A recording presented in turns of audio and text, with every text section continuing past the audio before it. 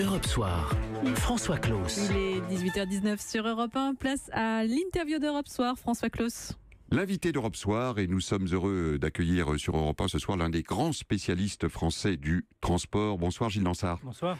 Vous êtes le créateur, directeur de cette lettre qui fait référence au joli titre, Mobilettre, qui traite des problèmes de transport en France et notamment de transport ferroviaire. Et si vous êtes sur Europe 1 ce soir, c'est que nous sommes à quelques heures et même déjà au beau milieu d'un week-end de nouveau de grande transhumance qui n'aura pas peut-être le volume de celui du week-end de Noël où on cumulait départ en vacances et fêtes familiales. On parlait d'1,7 million voyageurs à ce moment-là que la SNCF devait transporter. On parle d'1,3 million voyageurs pour ce week-end de la Saint-Sylvestre. Tous nos auditeurs, là, avec leurs bagages dans les gares, ont peur. Est-ce que ça va partir? Est-ce qu'on va être à l'heure? Gilles Dansart, est-ce que vous pouvez rassurer nos auditeurs? Est-ce que vous pensez que la SNCF a su tirer les leçons des incidents précédents?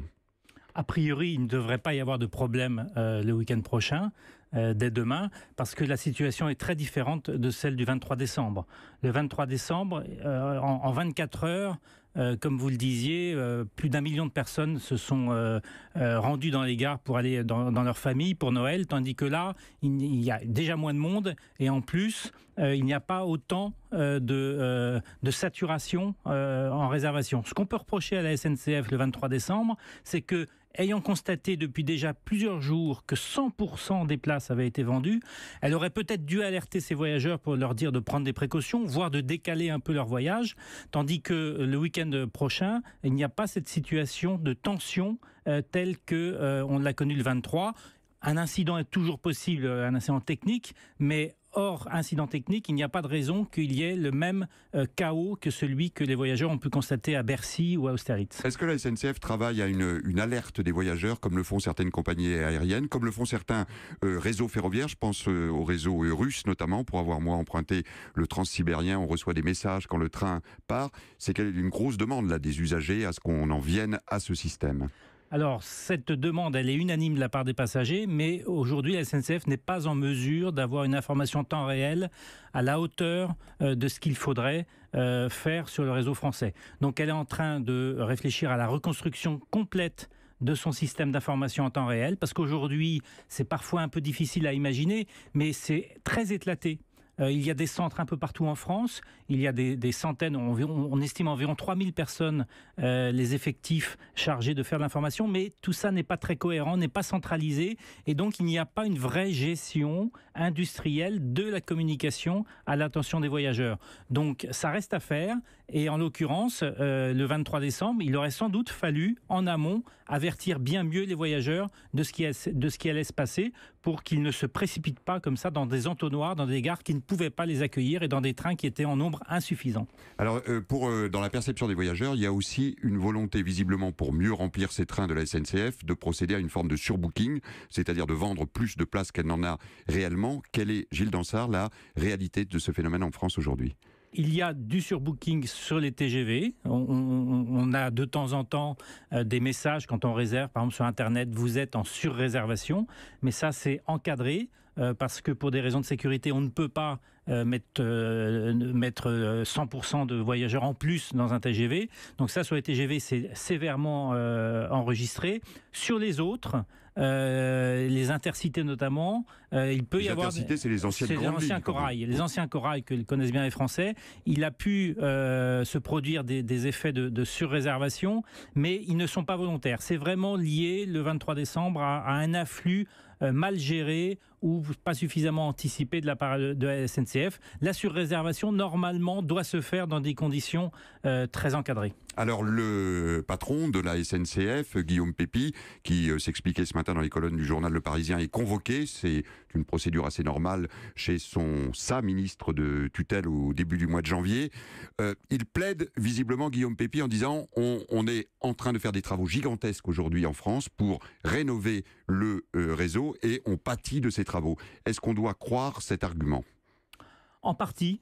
C'est en partie vrai parce qu'il y a des travaux très très nombreux, parce qu'on a fait le constat depuis bientôt 10 ans que la France avait pris un retard considérable. On avait trop dépensé d'argent sur les lignes à grande vitesse et que le réseau classique était en piteux état. Donc, cet argument qui a été développé par les syndicats est un argument réel. On a développé le TGV, on n'a pas entretenu notre réseau qui a, dit-on, plus de 30 ans de moyenne d'âge, là où en Allemagne, il y a 17 ans de moyenne d'âge, par exemple. Voire davantage. On a des caténaires qui ont 80 ans de vieillesse. Donc il y a vraiment un réseau qui souffre, donc il y a beaucoup de travaux, mais ça ne suffit pas à tout expliquer. Il y a aussi une certaine désorganisation et un manque de rigueur dans un certain nombre de ce qu'on appelle les process industriels, notamment, par exemple, la mise à disposition des rames en gare. Il y a du retard, il y a des ateliers qui sont un peu désorganisés. On a peut-être trop exagéré les taux de rotation des matériels. Donc, toute chose très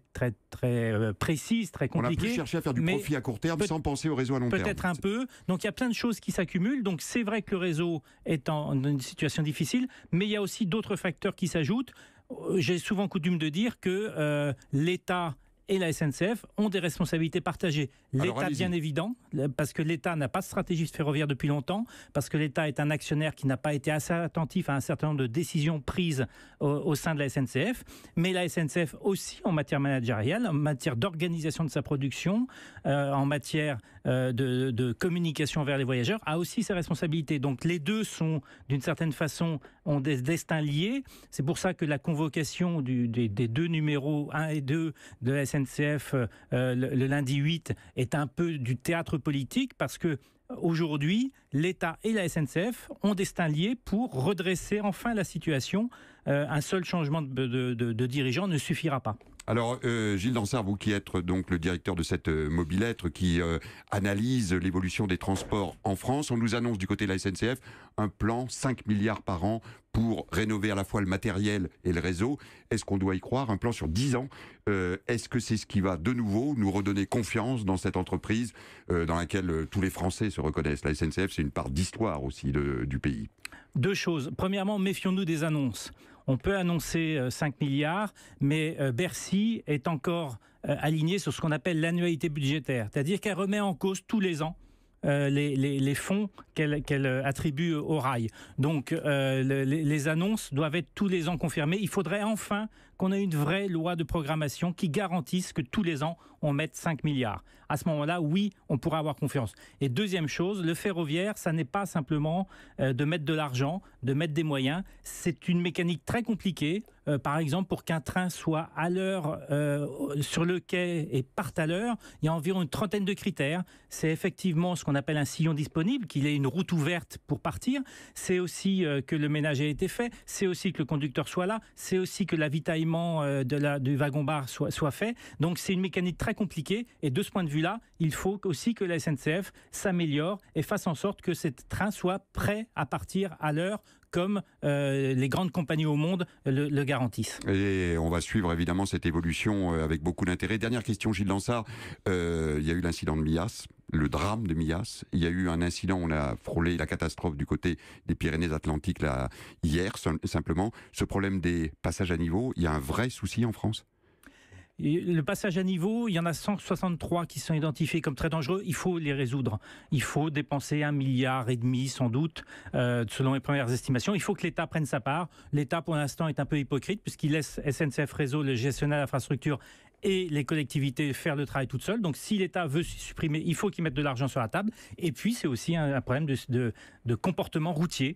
La grande majorité, 98% des accidents au passage à niveau sont un problème d'origine routière, de conducteur ou d'incidents mécaniques. Donc là, de ce point de vue-là, il faut aussi imaginer toutes sortes de précautions pour avertir avant que le train arrive si jamais il y a un incident au passage à niveau. Merci beaucoup Gilles Dansard d'avoir été ce soir sur l'antenne d'Europe 1, de nous avoir éclairé en espérant que c'est un feu vert et que les trains circuleront bien pour tous nos voyageurs qui vont voyager, prendre le train pour ce week-end du 31.